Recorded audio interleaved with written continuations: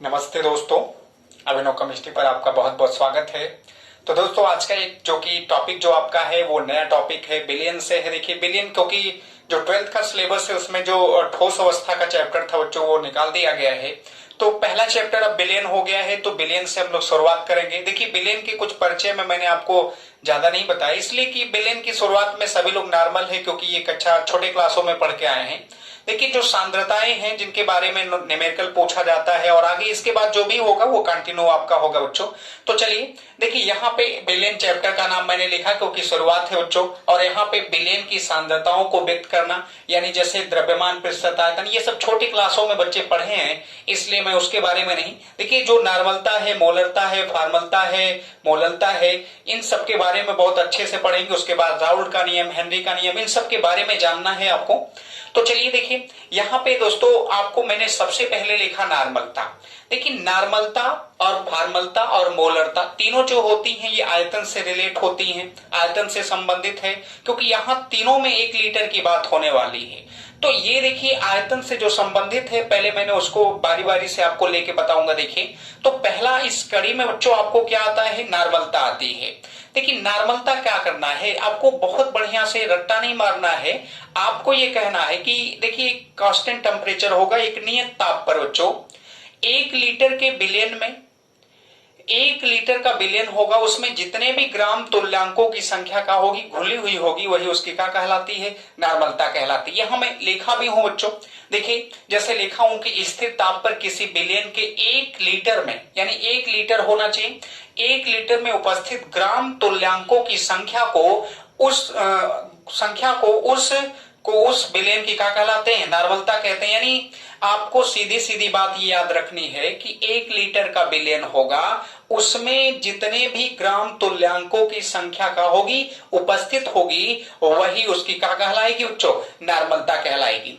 अब देखिए, नॉर्मलता एक बात और याद रखना है कि जब तक मैंने कहा कि आपको नॉर्मलता हो, चाहे फॉर्मलता हो, चाहे आपको मोलरता हो, ये तीनों आयतन से रिलेट करते हैं। अगर ये तीनों आयतन से रिलेट करता है तो इसका मतलब है कि ये टेम्परेचर पर डिपेंड है, यानी ताप पर ये निर्भर करते हैं। कभी कभी ये लोग पूछते हैं क्वेश्चन कि बताइए, जो नॉर्मलता है या फॉर्मलता है या मोलरता है, ये क्या टेम्परेचर पर डिपेंड करते हैं? हाँ बच्चों, ये टेम्परेचर पर डिपेंड करते हैं, अर्थात ये कह सकते हैं कि ये ताप पर निर्भर करते हैं।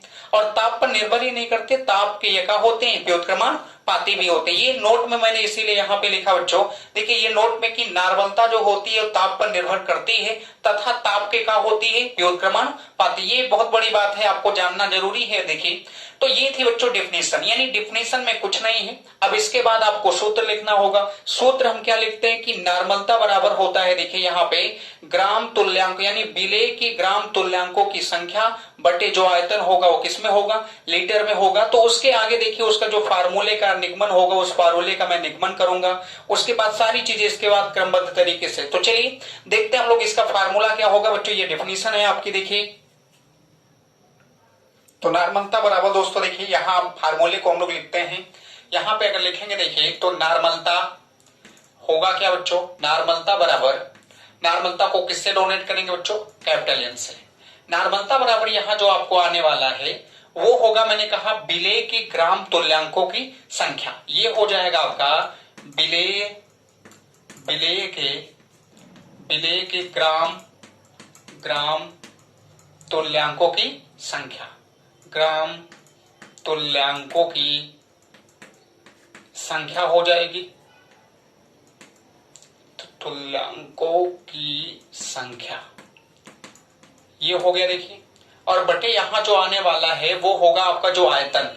आयतन किसमें लिखते हैं बच्चों, लीटर में। देखिए ये यहां लिखेंगे, आयतन जो होगा वो आप सीधे जान लीजिए किसमें लिखना है, लीटर में आपको। तो यहाँ पे नॉर्मलता बराबर निकल के आ रही है विलेय की ग्राम तुल्यांकों की संख्या बटे आयतन किसमें होना चाहिए, लीटर में बच्चों। अब देखिए अगर इसको चेंज करेंगे, मान लीजिए हम ग्राम तुल्यांकों की संख्या को चेंज करेंगे। अब ग्राम तुल्यांकों की संख्या बराबर क्या होता है, पहले उसको हमें देखना पड़ेगा। देखिए तो यहाँ पे ग्राम तुल्यांकों की संख्या बराबर हो जाएगा, देखिए विलेय की ग्राम तुल्यांकों की संख्या बराबर विलेय का भार बटे बच्चों विलेय का क्या होगा, तुल्यांकी भार। तो चलिए यहाँ पे अगर हम लिखें तो यहाँ पे अगर मान लीजिए इसको हम कुछ मान लेते हैं, देखिए बच्चों, क्योंकि बार बार हिंदी में लिखना पड़ रहा है, तो अगर मान लीजिए विलेय के ग्राम तुल्यांकों की संख्या को कोई संख्या मान लिया गया, मान लीजिए स्मॉल n मान लेते हैं। क्या मान लिया गया? स्मॉल n बच्चों, ये माना गया है हमारे द्वारा। तो यहाँ पे ये जो फार्मूला निकल के आ रहा है, नॉर्मलता बराबर मान लीजिए विलेय के ग्राम तुल्यांकों की संख्या, जिसको हमने माना क्या है बच्चों, स्मॉल n अपान यहाँ जो आयतन होता है, ये वॉल्यूम, वॉल्यूम का मतलब क्या होता है? आयतन होता है। अब देखिए बच्चों, यहाँ पे जो n है, n बराबर अगर आप मानना चाहते हो तो n की जगह पे हम मान क्या सकते हैं? मैंने कहा विलेय के ग्राम तुल्यांकों की संख्या है, तो यहाँ हो जाएगा देखिए विलेय का भार। अगर हमें यहाँ लिखना होगा तो विलेय का भार हो जाएगा। देखिए अब विलेय का भार अगर लिखेंगे तो इसको किससे लिखते हैं? स्मॉल w से बच्चों। अब बटे यहाँ जो हो जाएगा ये होगा आपको विलेय का तुल्यांकी भार। तो यहाँ ये चीजें आपको याद रखनी जरूरी है। विलेय का क्या हो जाएगा? तुल्यांकी भार। यहां लिखेंगे तो विलेय का तुल्यांकी भार हो जाएगा। देखिए अब हम इसको बात करें तो विलेय के भार को हम W से, तो विलेय का जो तुल्यांकी भार होता है हम उसको किससे दर्शाते हैं? कैपिटल E से। अब क्या बच्चों, ये जो n का मान आ रहा है, यहाँ पे जो आपने निकाला कि n बराबर आपको क्या मिला? स्मॉल w अपान ये स्मॉल w अपान E है। यहाँ पे स्मॉल w मैंने कहा विलेय का भार है, कैपिटल ई जो है क्या है बच्चों? विलेय का तुल्यांकी भार। आप चाहेंगे तो इस समीकरण में n की जगह पे रखेंगे। अगर इस समीकरण में आप n की जगह पे रखेंगे तो यहाँ पे आपको निकल के आएगा मोलरता, ये नॉर्मलता बराबर, सॉरी दोस्तों, मोलरता नहीं नॉर्मलता बराबर आपको यहाँ आएगा W अपान, इसके जगह पे n की जगह पे W अपान का लिखेंगे कैपिटल ई, यहाँ कैपिटल ई हो जाएगा, और अपान यहाँ बच्चों क्या है? V है। अब देखिए V का गुणा इसमें हम करेंगे, तो जब V का गुणा इसमें करेंगे तो ये W अपान यहाँ हो जाएगा कैपिटल ई गुणे का हो जाएगा वही हो जाएगा। देखिए बच्चों, अगर मान लीजिए आपको पहले से जो विलेन का जो आयतन है, ध्यान से सुनना बच्चों, अगर मान लीजिए पहले से आपको विलेन का आयतन लीटर में दिया है तो ठीक है, आप यहीं पे रोक दीजिएगा, क्योंकि यहाँ पे कोई दिक्कत नहीं, इतने से नॉर्मलता आप निकाल ले जाएंगे। अगर आपको तुल्यांकी भार मालूम होगा, आयतन लीटर में दिया होगा और विलेय का भार मालूम होगा तो आराम से आप निकाल ले जाओगे। लेकिन हो सकता हो कि कभी कभी कंडीशन ऐसी आती है कि आयतन को लीटर में ना दे के किस में देगा? मिलीलीटर में देगा। तो यहाँ जब आयतन में आपको देगा तो आयतन, इसका मतलब आप n बराबर यहाँ देखिए W अपान यहाँ कैपिटल ई गुणे का हो जाएगा वही, ये आप यूज कर सकते हो। जब ये पहले से, मैं बार बार कह रहा हूं कि जब यहाँ आयतन पहले से किस में दिया होगा? लीटर में बच्चों। लेकिन हो सकता है कि ये आयतन लीटर में ना देके किस में दिया हो? मिलीलीटर में। अगर आयतन मिलीलीटर में दिया होगा बच्चों तो आपको करना क्या है? देखिए यहाँ पे n बराबर W अपान यहाँ पे E कैपिटल ई गुणे का है आपका v में आप 1000 से भाग दीजिए, ये आपका चला जाएगा किसमें? मिलीलीटर से लीटर में। 1000 जाएगा कहाँ? ऊपर चला जाएगा, तो W गुणे यहाँ हो जाएगा 1000 और बटे आपका देखिए नीचे यहाँ पे ई गुणे का हो जाएगा वही हो जाएगा, ये मिल जाएगा। तो जब आपको अगर मान लीजिए ये मिलीलीटर में दिया है तो आप इस फार्मूले का यूज करिएगा, अगर वो पहले से लीटर में दिया है तो आप इस फार्मूले का यूज करके क्या कर सकते हैं? किसको निकाल सकते हैं? नॉर्मलता को। लेकिन एक बात और भी है बच्चों, देखिए यहाँ पे बच्चों को दिक्कत क्या होती है कि अगर क्वेश्चन में डायरेक्ट तुल्यांकी भार दिया है, विलेय का तुल्यांकी भार कहेगा तो ई का मान तो आप रख ले जाएंगे, लेकिन हो सकता है कि यहाँ आपको ई का मान ना दे। तो यहाँ पे अगर वो मान लीजिए भार आप कोई अणुभार दे, कोई मान लीजिए यौगिक दे दिया, जैसे अब मान लीजिए कोई अम्लीय यौगिक भी दे सकता है या क्षारीय भी दे सकता है या हो सकता है लवण दे सकता है, तो इस कंडीशन में आपको देखिए इसका भार दिया होगा या अणुभार आपको निकाल के उसका आपको का तुल्यांकी भार तब आप निकाल पाओगे। तो अब हमें तुल्यांकी भार हम कैसे निकालेंगे? देखिए यहाँ पे बच्चों, यहाँ कॉलम बना के मैं समझ जाना, यहाँ अगर कभी भी मान लीजिए अम्ल है, अम्ल की बात करता हूं तो अम्लीय है, तो मान लीजिए जैसे यहाँ कोई भी अम्ल आप ले लीजिए, अम्ल है अगर, तो यहाँ पे हम क्या करते हैं कि यहाँ पे अम्लीयता लिखते हैं, या यहाँ सीधे सीधे ये जान लीजिए, एक बात मैं आपको बता दूं बच्चों कि यहाँ पे जो तुल्यांकी भार E बराबर होता है, ये होता है E बराबर, आप याद रखिएगा क्या होता है? अणुभार। यहाँ क्या होता है? अणुभार। E बराबर अगर लिखोगे तो ये हो जाएगा अणुभार बटे, किसका अणुभार होगा? E का है, विलेय का न तुल्यांकी भार है बच्चों, तो ये हो जाएगा विलेय का अणुभार बटे जो होती है वो क्या होती है? भास्मिकता। यहाँ क्या हो जाती है? भास्मिकता लिखते हैं इसको। देखिए अब इसका क्या मतलब है, ये क्यों सर हम बता रहे हैं, ये क्यों बता रहे हैं बच्चों, इसका क्या मतलब है? मतलब बहुत है, क्योंकि ई का मान आप डायरेक्ट रख नहीं पाओगे, क्योंकि अगर ई का मान अगर दिया ही नहीं रहेगा तो निकालोगे कैसे? अब जैसे मान लीजिए कह दिया कि HCl दिया है आपको, ध्यान देना बच्चों। अब मान लीजिए आपको HCl दे दिया, तुल्यांकी भार नहीं दिया है आपको, क्या दे दिया है? HCl दिया है। तो HCl से हम तुल्यांकी भार तो निकाल सकते हैं ना बच्चों, क्यों? क्योंकि HCl का अगर हमें इसका देखिए ई का तुल्यांकी भार, HCl का अगर तुल्यांकी भार निकालना होगा तो HCl का तुल्यांकी भार कैसे निकालेंगे, यानी HCl का ई का मान सपोज दैट निकालना है, तो ई का मान निकालने के लिए करोगे क्या बच्चों? HCl का पहले आप अणुभार लिख लीजिए। HCl का अणुभार कैसे लिखोगे? अब देखिए जैसे Cl का देखिए परमाणु भार कितना होता है 35.5, हाइड्रोजन का कितना होता है बच्चों 1, तो यहाँ पे हाइड्रोजन का 1 होता है और क्लोरीन का होता है 35.5, ये दोनों जुड़ेगा। और बटे देखिए यहां हमने कहा भास्मिकता, यानी इसमें अम्ल के कितने लोग हैं, एक ही H बता रहा है, तो इसकी भास्मिकता यहाँ कितनी लिख सकते हैं, 1 लिख सकते हैं, बटे लिखना पड़ता है। तो यहाँ पे देखिए ये आपका 36 कितना आ जाएगा 5, ये आपका निकल के आ जाएगा HCl का क्या तुल्यांकी भार। और जब HCl का तुल्यांकी भार आ जाएगा तो यहाँ पे आप रख दीजिएगा, आपका आंसर आ जाएगा, क्या निकल जाएगी, नॉर्मलता बच्चों। तो ये थोड़ा सा आसान है, करना कुछ नहीं है, लेकिन अगर समझना नहीं है, अगर नहीं समझ पा रहे बच्चों तो दिक्कत होती है। और इस पे न्यूमेरिकल पूछे जाते हैं बच्चों, ये मैं ऐसा नहीं कि न्यूमेरिकल नहीं कराऊंगा, मैं पूरा का पूरा न्यूमेरिकल भी आपको सॉल्व कराऊंगा। जो भी न्यूमेरिकल है जो टफ लगते हैं आप कमेंट में बता दीजिए या कमेंट में करिए, उस न्यूमेरिकल को मैं यहाँ पे सॉल्व करूंगा, लेकिन सब धीरे धीरे आपको मैं सिखाने की कोशिश करूंगा बच्चों। बस आप साथ हमारा दीजिए, आगे तक जो भी पढ़ने वाले बच्चों हो उनके यहाँ तक शेयर आप करिए, ज्यादा से ज्यादा लोग देखने की कोशिश करें बच्चों हमें। तो चलिए एक बार इसको और समझ लीजिए। मैंने कहा नॉर्मलता, अगर कोई पूछ लिया कि नॉर्मलता कैसे निकालते, तो नॉर्मलता बराबर आप लिखेंगे विलेय के ग्राम तुल्यांकों की संख्या बटे आयतन, किसमें, विलेयन का आयतन किसमें लिखते हैं, लीटर में बच्चों।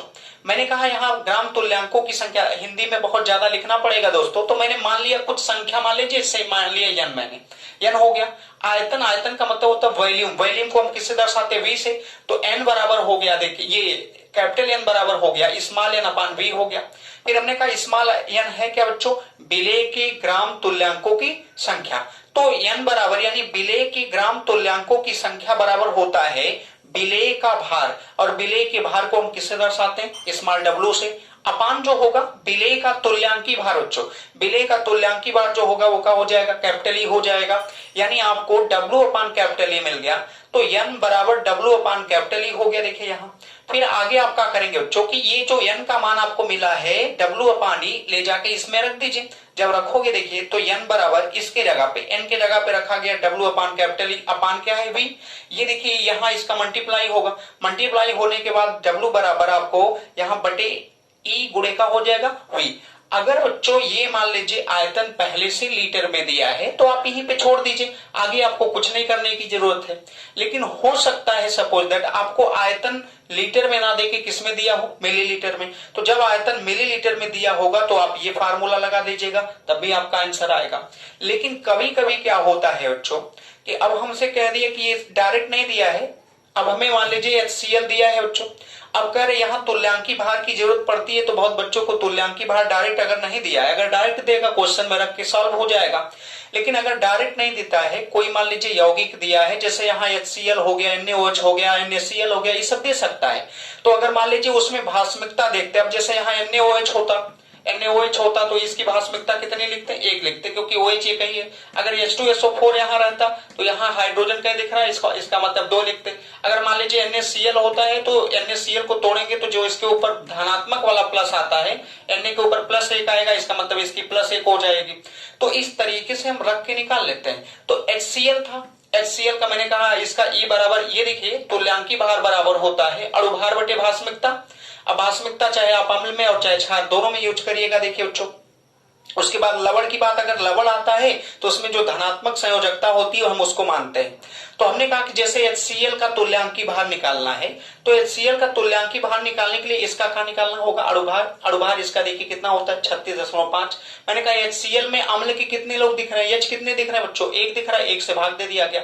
अगर यहाँ NaOH होता तो NaOH का अगर तुल्यांकी भार आप निकालते बच्चों तो यहाँ देखिए 23 होता है, +16 हो जाता, +1 हो जाता, 40 हो जाता, और यहाँ इसकी भास्मिकता कितनी आती, 1, 40 ही आपको आता। तो इस तरीके से अगर यहाँ H2SO4 का निकालते तो इसका तुल्यांकी भार निकालना है तो इसका अणुभार 98 होता है और इसमें H के कितने लोग थे, 2 लोग थे, इनका भी तुल्यांकी भार आप निकाल सकते हो। तो तुल्यांकी भार जब मिल जाएगा यहां रख के आप क्वेश्चन को क्या कर सकते हैं, सॉल्व कर सकते हैं। तो ये था बच्चों अभी कॉमन न्यूमेरिकल। अब इसके बाद देखिए नॉर्मलता का समीकरण क्या होता है, मिश्रित अम्लीय और क्षारीय वाला क्या होता है समीकरण, मैं उसको सबको बारी बारी से बता रहा हूं, ये आप तब तक स्क्रीनशॉट लीजिए बच्चों।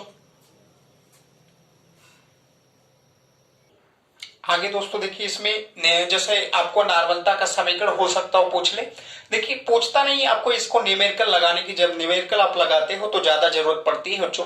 तो लिख दे रहा हूं, ये आसान सा है। देखिए यहां पे अगर लिखेंगे नॉर्मलता समीकरण, नॉर्मलता समीकरण क्या होता है, ये देखिए नॉर्मलता समीकरण अगर लिखते हैं बच्चों तो यहां सीधे नॉर्मलता, यानी मैंने कहा ये आयतन पे डिपेंड करती है, क्योंकि यहाँ जो आयतन से रिलेट करती है तो इसका मतलब आयतन से संबंधित है, तो इसमें लिखना पड़ेगा। जब समीकरण नॉर्मलता की आप लिखेंगे देखिए तो यहाँ आपको चुका होगा N1 यानी पहले विलेन की नॉर्मलता हो गई, अगर ये V1 हो गया, आयतन हो गया पहले विलेन का, बराबर इसी तरीके से आपका लिख सकते हो N2 V2। इसकी सहायता से कभी कभी कई क्वेश्चन ऐसे आएंगे जिसमें क्या करेगा कि आयतन दिया रहेगा, हो सकता हो यहाँ पे नॉर्मलता आपको 2 दी गई हो, एक आयतन छुपा ले हो सकता हो, तो उसमें क्या करता है कि कभी कभी मिश्रण वाला यहाँ से जो निकल के आता है मिश्रण वाला आता है, तो उसमें आप आसानी से, चाहे जल का पूछेगा चाहे किसी का पूछेगा, आसानी से निकाल लेंगे। तो ये अगर कोई पूछ लेता है कि नॉर्मलता समीकरण बताइए तो यहाँ हम बता सकते हैं। देखिए क्या होता है बच्चों, N1 गुणे V1 बराबर N2 गुणे का होता है V2।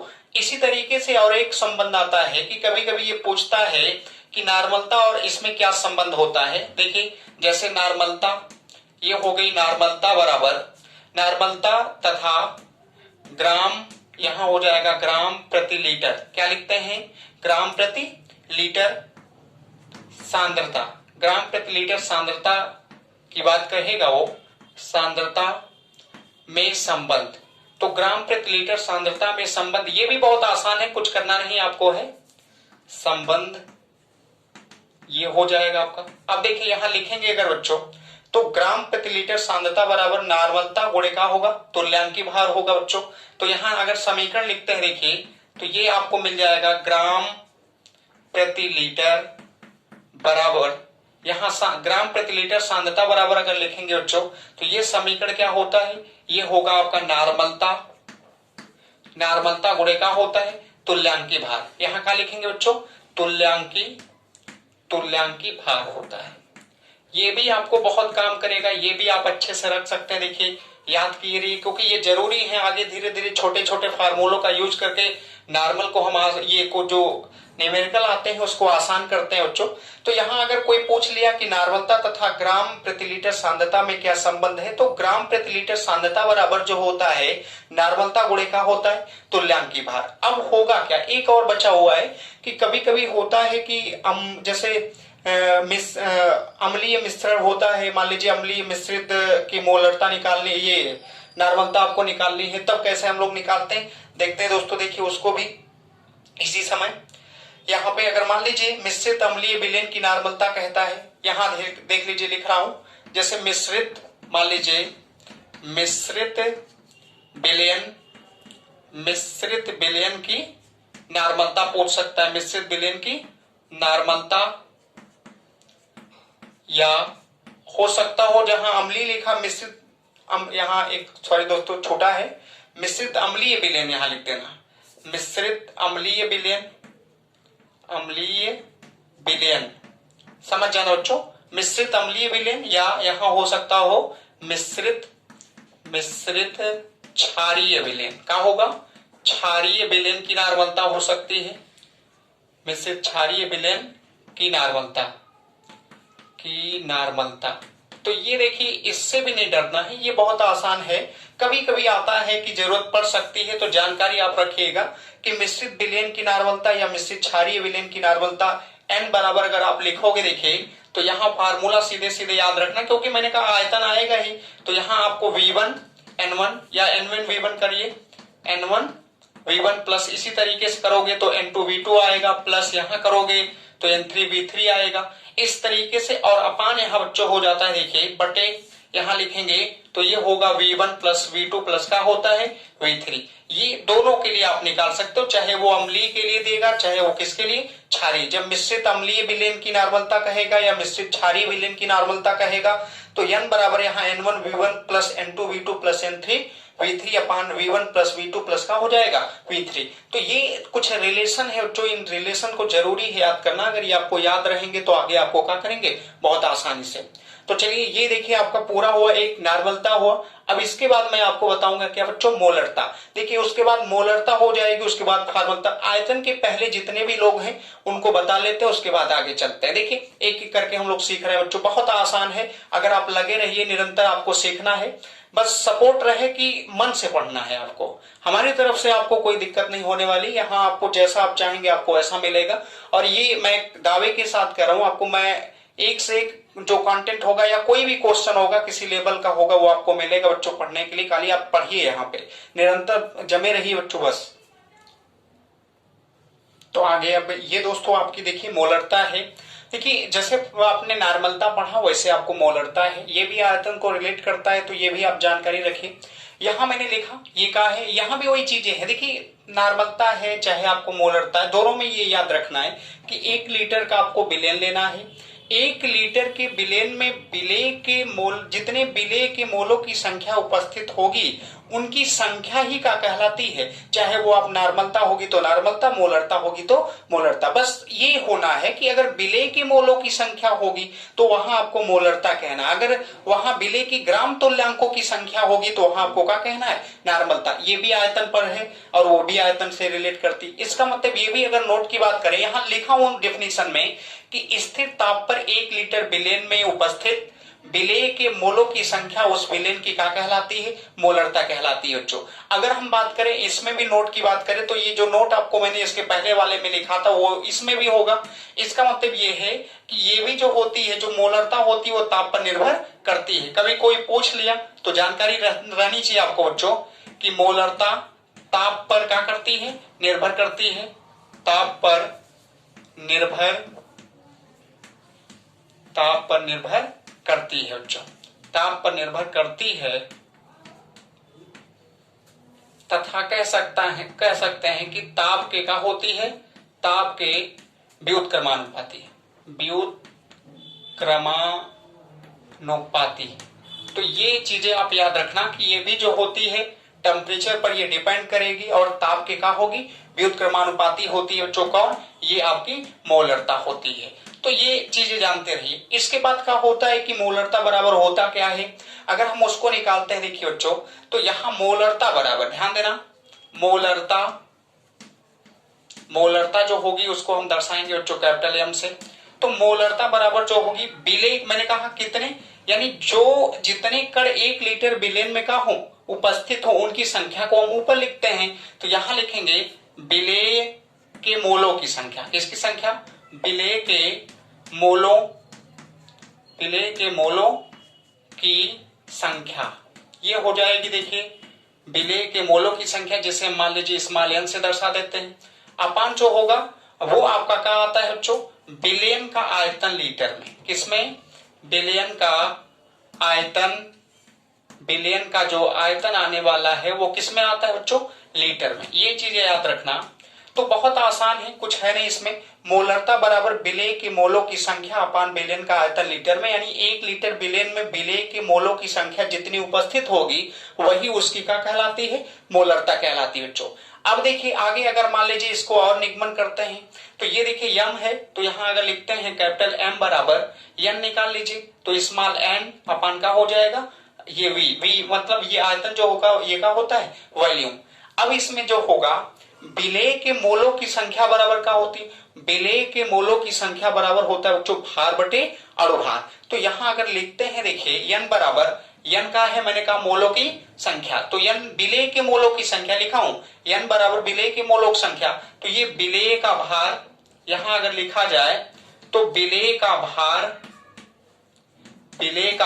विलेय के भार को किससे दर्शाओगे, W से बच्चों।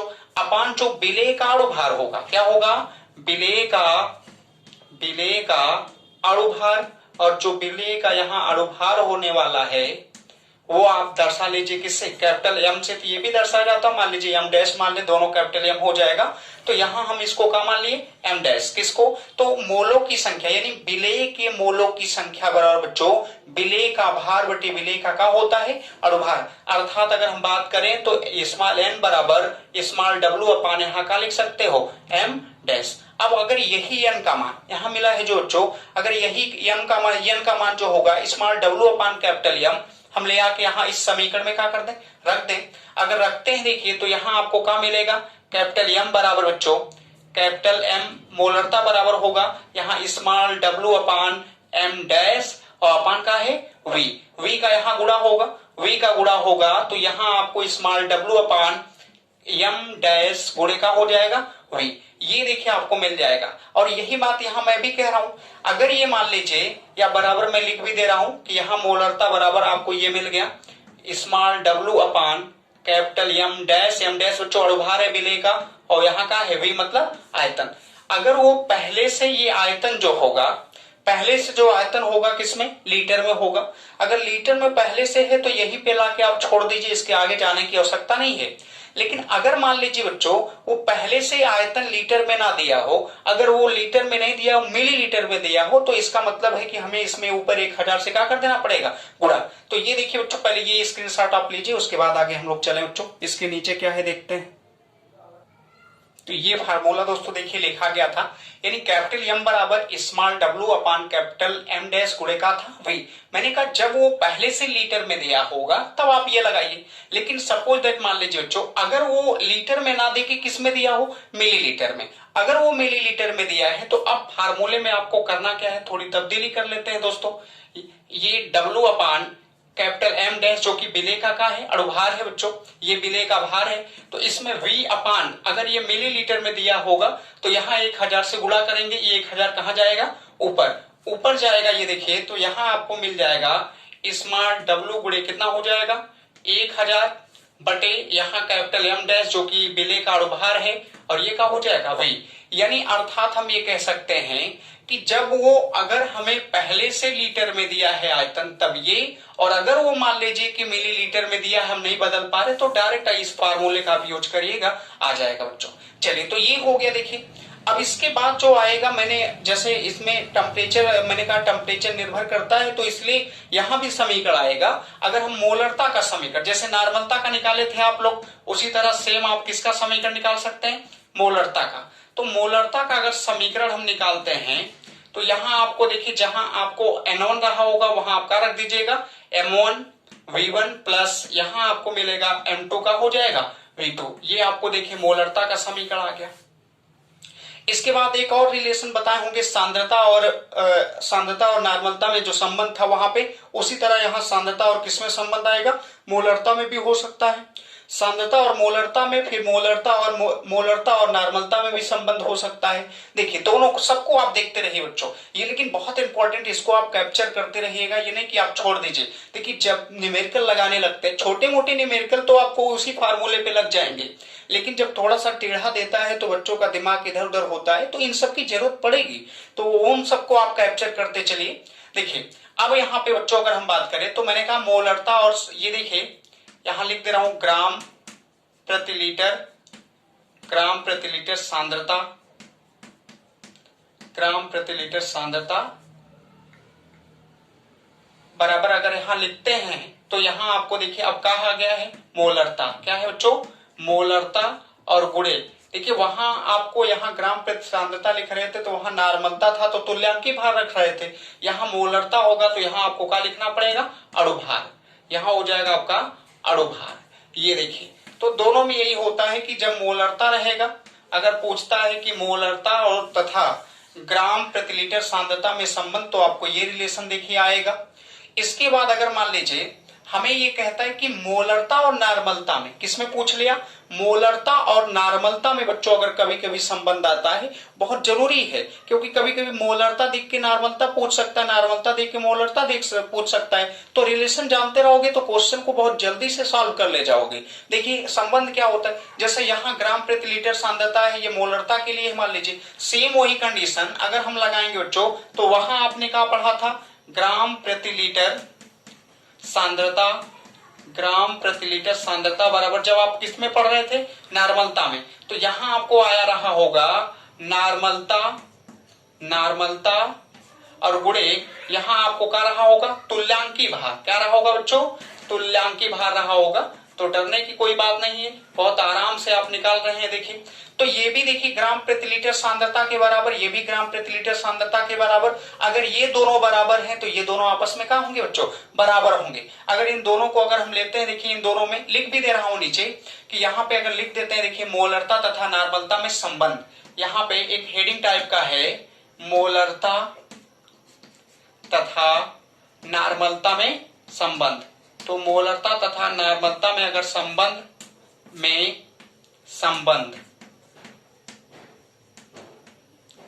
ये बहुत इंपॉर्टेंट ये टॉपिक है। ये देखिए मोलरता तथा नॉर्मलता में संबंध, ये मैंने कहा ग्राम प्रति लीटर सांद्रता के बराबर मोलरता गुणे का होता है अणुभार, और ग्राम प्रति लीटर सांद्रता के बराबर ही नॉर्मलता गुणे का होता है तुल्यांकी भार। बच्चों अगर ये दोनों बराबर हैं तो इसका मतलब ये दोनों भी आपस में क्या होंगे, बराबर होंगे। तो संबंध अगर निकालेंगे यहाँ पे, तो यहाँ देखिए ये दोनों बराबर हो जाएंगे। बराबर करोगे तो मोलरता, ये हो जाएगा मोलरता, और यहाँ मोलरता गुणे का हो जाएगा अणुभार। यहाँ आप निकालेंगे तो मोलरता गुणे अणुभार और बराबर, यानी मैंने कहा ये दोनों बराबर, तो बच्चों ये दोनों भी क्या होंगे, बराबर होंगे। तो यहाँ आपको मिल जाएगा, देखिए नॉर्मलता और गुणे यहाँ पे आपको क्या हो जाएगा, तुल्यांकी भार। यहाँ आ जाएगा आपका तुल्यांकी भार।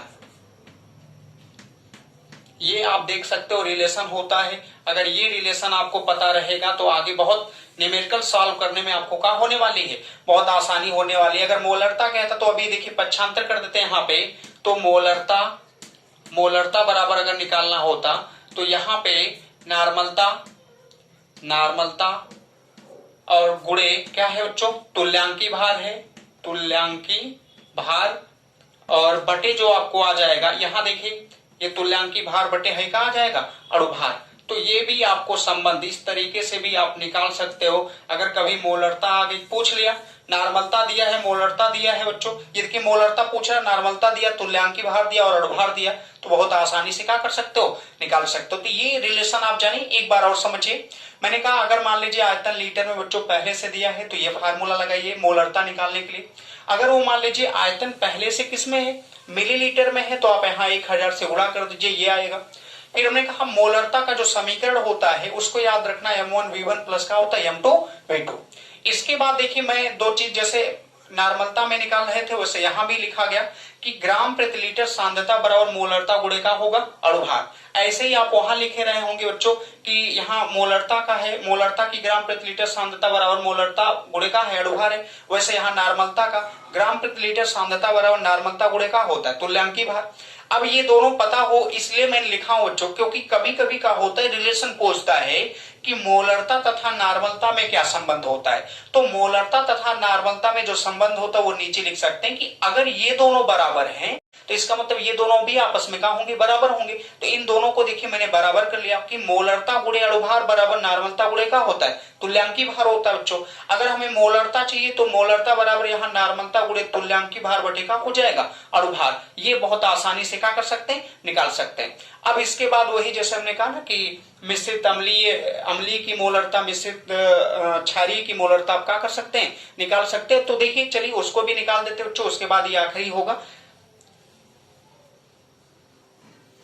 तो ये मिश्रित अम्लीय तथा क्षारीय विलयन की मोलरता क्या होगी बच्चों, देखिए यहाँ जैसे मोलरता, जैसे नॉर्मलता में आप लिख रहे थे सेम आपको इसमें लिखना है मोलरता में।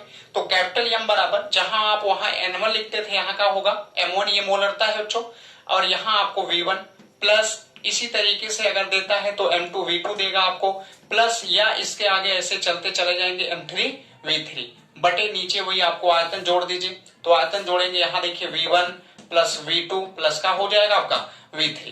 तो ये देखिए समीकरण आ गया, चाहे वो मिश्रित अम्लीय विलयन की मोलरता के लिए, चाहे वो क्षारीय विलयन, मिश्रित क्षारीय विलयन की मोलरता के लिए आपको ये समीकरण निकल गया। तो ये बच्चों कहानी किसकी थी, देखिए ये मोलरता की थी। मैंने आपको क्या बताया, एक आपको हमने नॉर्मलता बताया, आपको उसके बाद मैंने मोलरता बताया, दोनों लगभग एक दूसरे से संबंधित थी बच्चों, इसलिए आसान भी रहा होगा। अब देखिए फार्मलता आएगा।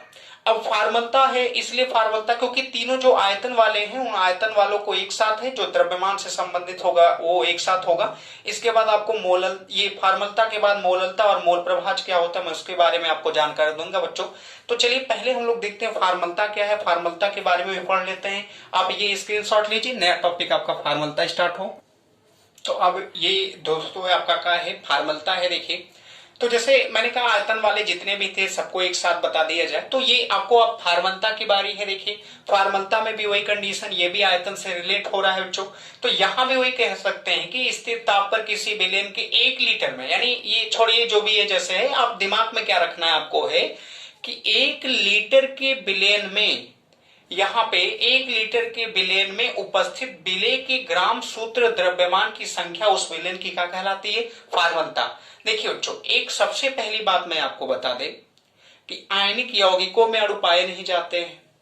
जब आयनिक यौगिकों में अणु नहीं पाए जाते हैं तो उनके स्थान पर हम, क्योंकि अगर आयनिक यौगिक है तो आयनिक यौगिक में अणु नहीं पाए जाएंगे। अगर अणु नहीं पाए जाएंगे तो आप अणुभार नहीं निकाल सकते हो। जब अणुभार नहीं निकाल सकते हो तो दिक्कत होने वाली है। तो इसीलिए बच्चों अणुभार को ना करके एक ऐसी इकाई दी गई कि जिसमें अगर आयनिक यौगिक नहीं है, जिसमें आयनिक यौगिक हैं जिनमें अणु नहीं है बच्चों, उनमें अणुभार नहीं है, तो उनके जगह पे हमें क्या सूत्र द्रव्यमान संख्या के हिसाब से हम काम करते हैं बच्चों। तो ये जान लेना कि अगर कोई पूछ लिया कि नॉर्मलता की क्यों जरूरत पड़ती है या नॉर्मलता क्यों लिया गया, ये नॉर्मलता नहीं फार्मलता क्यों लिया गया है, तो वहां आप बच्चों ये बता सकते हो कि ये जो आयनिक यौगिक होते हैं, आयनिक यौगिकों में अणु नहीं पाए जाएंगे। अगर अणु नहीं पाए जाएंगे तो वहां पे अणुभार नहीं होगा। तो अणुभार के जगह पे बच्चों हमें क्या रखना पड़ता है, विलेय की ग्राम सूत्र द्रव्यमान। जब विलेय की ग्राम सूत्र द्रव्यमान रखते हैं तो उसके लिए एक अलग से इकाई निकल के आती है जिसको हम क्या कहते हैं, फार्मलता कहते हैं बच्चों। तो ये बातें हमारी याद रखना जो कि बहुत इंपॉर्टेंट वाली बातें आपको हैं। तो ये चीजें हैं। तो हमने कहा स्थिर ताप पर किसी विलेन के 1 लीटर में उपस्थित विलेय के ग्राम सूत्र द्रव्यमान की संख्या उस विलेन की क्या कहलाती है, फार्मलता। देखिए जब तक आयतन का नाम आएगा तब तक ये ताप पर क्या करेगी, निर्भर करेगी। यहां लिखा हो फार्मलता ताप पर निर्भर करती है तथा ताप के क्या होती है, व्युत्क्रमानुपाती। अगर टेम्परेचर को बढ़ाते हो तो फार्मलता क्या होती है, घटेगी बच्चों। टेम्परेचर को कम करेंगे तो फार्मलता क्या होगी, बढ़ेगी। ये चीजें याद रखना। अब इसकी अगर हम फार्मूला लिखे बच्चों, क्योंकि इसमें फार्मूला ही केवल लिखना है, ज्यादा कुछ नहीं करना है। तो ये देखिए फार्मलता, यहाँ पे फार्मलता बराबर आपको क्या होगी, यहाँ पे फार्मलता बराबर विलेय के, ये जो ऊपर लिखा गया है विलेय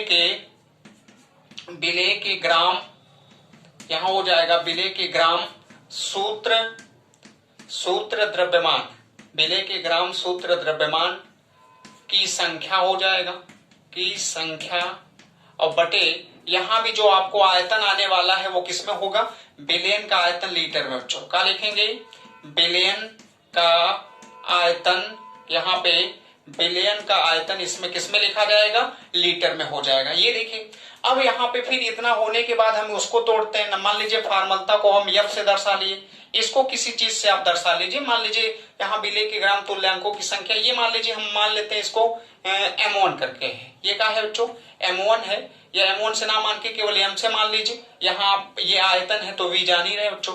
तो यहाँ F बराबर कैपिटल M अपान का हो जाएगा, V हो जाएगा। ये मिल गया। फिर यहाँ पे M है क्या बच्चों, कैपिटल M जो है वो आपका विलेय की ग्राम सूत्र द्रव्यमान की का है संख्या। मैंने माना ना केवल यम माना, यम तो अभी चला जाएगा बच्चों।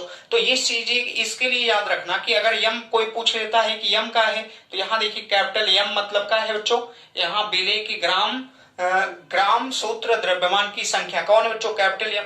अब इसके बराबर क्या होता है, इसके बराबर होगा विलेय का भार। किसका भार होगा बच्चों, विलेय का, यहाँ लिखेंगे भार। ये आपका हो जाएगा देखिए विलेय का भार बटे यहाँ पे जहां आप अणुभार लिखते थे, मैंने कहा ये आयनिक यौगिकों में लगता है, तो आयनिक यौगिकों में अणु नहीं होंगे तो अणुभार नहीं। उस आयनिक यौगिकों में अणुभार के जगह पे हमें क्या, ग्राम सूत्र द्रव्यमान क्या लिखना पड़ेगा बच्चों, ग्राम सूत्र द्रव्यमान। यहां हो जाएगा आपका ग्राम सूत्र द्रव्यमान का प्रयोग करिए। जब ग्राम सूत्र द्रव्यमान का प्रयोग करेंगे तो विलेय के भार को मान लीजिए कुछ मान लेते हैं। तो यहाँ अगर नीचे लिखेंगे देखिए, तो विलेय के भार को अगर हम मानना चाहें, जो थोड़ा सा चलिए F बराबर यहाँ लिख दे रहा हूं कैपिटल M अपान का है वी है, ये समझना, इसी में रखना है अभी। तो ये आपका यहाँ कैपिटल एम बराबर विलेय का भार, विलेय के भार को हम बता दें स्मॉल डब्ल्यू से मान लीजिए। ग्राम सूत्र द्रव्यमान है बच्चों, इसको कैपिटल M1 से मान लीजिए या कैपिटल M मान लीजिए या M1 कुछ भी मान लीजिए। मान लीजिए M ही मान लेते हैं क्योंकि M है तो यहाँ पे हम क्या मान लिए M1। अब यहाँ पे कैपिटल M बराबर यानी विलेय, ये कैपिटल M है क्या बच्चों, विलेय की ग्राम सूत्र द्रव्यमान की संख्या कैपिटल M बराबर विलेय का भार जिसे स्मॉल w मानेंगे और यहाँ हो जाएगा बटे ग्राम सूत्र द्रव्यमान जिसको क्या मान लिया गया M1। अब यही मान उठा के इस जगह पे रखिए, रखोगे देखिए तो कैपिटल F बराबर बच्चों ध्यान देना फॉर्मूला बराबर यहाँ पे कैपिटल M के जगह पे स्मॉल w अपान M1 रखेंगे तो यहाँ आपको मिलेगा स्मॉल w अपान कहा जाएगा M1 अपान यहाँ पे क्या है बच्चों आयतन V हो जाएगा। इसका गुणा इसमें करोगे तो यहाँ स्मॉल w अपान ये हो जाएगा M1, ये है क्या बच्चों याद रखना ग्राम सूत्र द्रव्यमान गुणे का हो जाएगा V बराबर लिखेंगे देखिए तो F बराबर फॉर्मूला बराबर आपको निकल के आ जाएगी ये स्मॉल w अपान कैपिटल M1 गुणे का हो जाएगा V। जब आयतन लीटर में होगा तो ये काम करिएगा और अगर आयतन पहले से मान लीजिए किसमें हो मिलीलीटर में तो 1000 से यहाँ इसके पहले जो करते रहे हो गुणा कर दीजिएगा। गुणा करोगे देखिए तो F बराबर यहाँ आ जाएगा फॉर्मूला बराबर स्मॉल w गुणे कितना हो जाएगा बच्चों 1000 और बटे यहाँ ग्राम सूत्र द्रव्यमान गुणे यहाँ आपका क्या हो जाएगा आयतन। अगर मिलीलीटर में आयतन होगा तो ये और पहले से ही लीटर में होगा तो आप इसका प्रयोग करके आप क्या कर सकते हो निकाल सकते हो। तो ये क्या है बच्चों ये है आपकी फॉर्मूला जो कि बहुत ही आसान सा टॉपिक था। तो जो आयतन से संबंधित थे मैंने सारी बातें आपको क्या कर दिया बच्चों बता दिया और आप इसको गंभीरता से लीजिए पढ़ाई कीजिए बच्चों। जो न्यूमेरिकल होगा मैं एक तरफ से इसको सॉल्व करवाऊंगा और बहुत बेहतरीन न्यूमेरिकल सॉल्व करवाने वाला हूँ क्योंकि बिलियन है बच्चों, बिलियन से न्यूमेरिकल पूछे जाते हैं उनसे मैं बताऊंगा आपको। और ये जो है आपका पढ़िए जरूर लेकिन निरंतर बच्चों लगातार। वीडियो को अगर आप इसको स्किप करके चले जाते हो ना तो दिक्कत ये है कि आप पूरा नहीं देखोगे तो समझ नहीं आएंगी सारी चीजें। तो पूरा देखिए और पूरे जानने की कोशिश करिए, ज्यादा लोगों तक आप शेयर करिए और हमें भी थोड़ा सहयोग मिलेगा, आप लोग का सपोर्ट मिलेगा। तो चलिए बच्चों अगली वीडियो में आपको हम बताएंगे देखिए मोल प्रभाज क्या होता है आपको, उसके बाद मोलनता क्या होती है, इन सब बारे में बताते हुए आगे हम आपको राउल्ट का नियम, हेनरी का नियम, वाष्प दाब ये सब क्या होता है इसके बारे में बताएंगे। तो चलिए आज के लिए बस इतना ही, कल आपको फिर मिलेंगे, तब तक के लिए दोस्तों नमस्कार।